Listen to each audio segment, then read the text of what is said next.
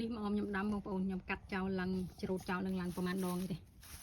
លើកនេះខ្ញុំកាត់ឲ្យបងខ្ញុំផ្ញើក្តារឲ្យគាត់ទៅពេលចឹងទៅ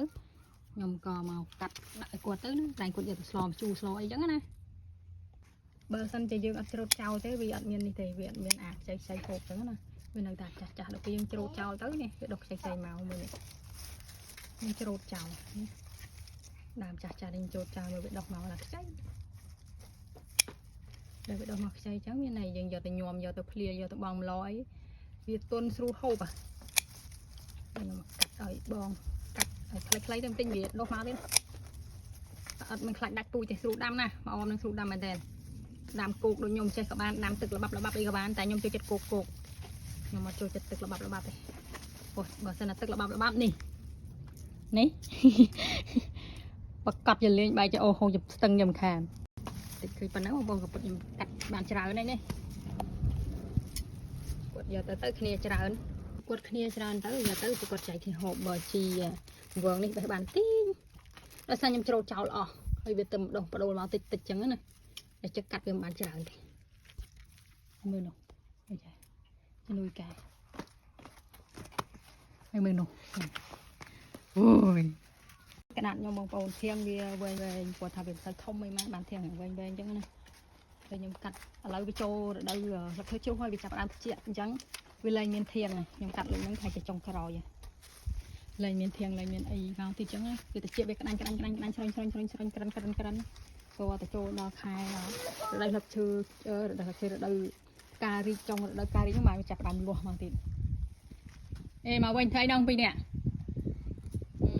យ៉ាបេះនេះខ្ញុំហូបនេះស្ដៃគូនេះ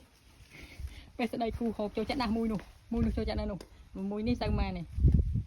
មួយនេះមកចាកំពូលហើយខ្ញុំឡើងញ៉ាញ់ក្តារនេះតាមពិតទៅខ្ញុំមិនត្រូវផ្ញើទៅឲ្យបងនៅខូបេទេខ្ញុំកាត់ឲ្យខ្មែរដែលធ្វើការជាមួយប្តីខ្ញុំប៉ុន្តែប្តីខ្ញុំភ្លេចយកទៅឲ្យអញ្ចឹងទៅទម្រាំទៅដល់ថ្ងៃច័ន្ទគាត់ទៅធ្វើការវាទន់អស់ហើយព្រោះឲ្យក្តារនេះខ្ញុំកាត់តាំងពីថ្ងៃពហុហើយថ្ងៃសុក្រខ្ញុំគិតថាប្តីខ្ញុំទៅធ្វើការប៉ុន្តែមានណាប្តីខ្ញុំក៏ឈប់ដល់ថ្ងៃសៅរ៍នេះគាត់ទៅធ្វើការគាត់ភ្លេចយកទៅអញ្ចឹងស្អែកថ្ងៃអាទិត្យយើងអត់ប្តីខ្ញុំក៏អត់ធ្វើការទេទោះថ្ងៃច័ន្ទបានគាត់បានទៅធ្វើការអញ្ចឹងវាយូរពេកខ្ញុំគិតថាវាទន់អស់ចឹងព្រោះកាត់យូរថ្ងៃហើយខ្ញុំក៏ឆាតប្រាប់ម្ចាស់ក្តារហ្នឹងទៅគាត់ថាអីទេចាំឆ្នាំក្រោយចឹងទៅខ្ញុំក៏